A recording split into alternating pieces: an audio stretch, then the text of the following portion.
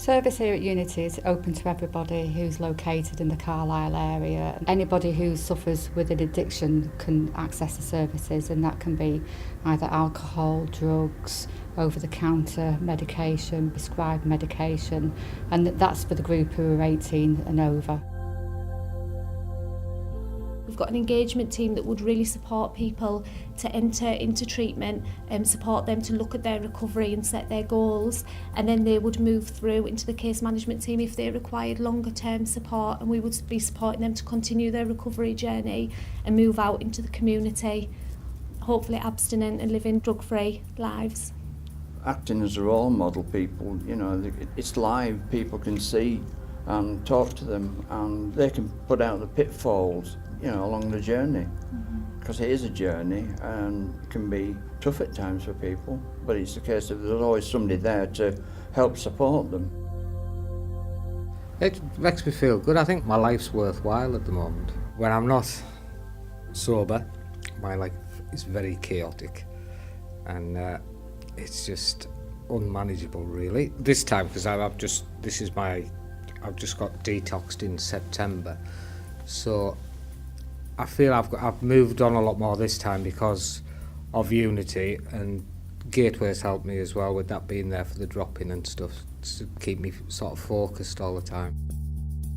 We recognised quite quickly there was no aftercare for people coming out of clinical services, so that with me and myself and some other service users decided to set up the company and offer an alternative for people, give people something to do in the community, because although clinical services is vitally important, there's also the aftercare side when people leave services. We offer 4 flats for people who want to get into recovery, who want a safe environment to live, and we have the drop-in centre downstairs. An addict can best understand and help another addict, and that's true. Yeah. I mean, the professionals, they've got the place.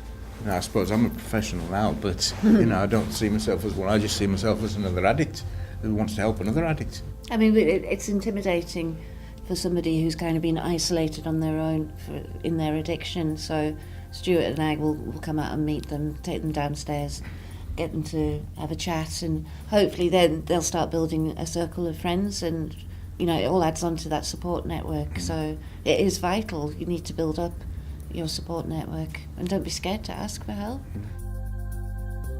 Well, I think I'd probably had problems with alcohol for a good 15 years, on and off, and you lose jobs and you lose relationships, you lose businesses and that sort of thing through it. Obviously you get to my stage where you don't have a job, you don't have employment, you don't have anything to get up for as such, but it actually puts that structure back into your life. Whereas you get out of bed, and the first few mornings you may become rough, you hadn't had a shave, you've maybe made the effort to have a wash, if you have made that effort.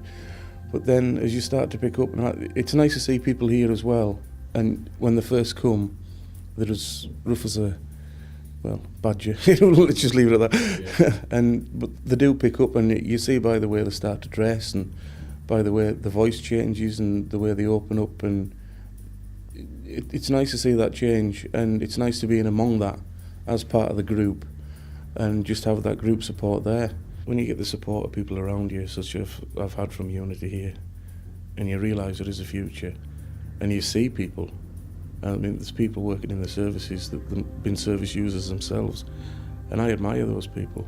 It's self-improvement, and everybody's capable of self-improvement.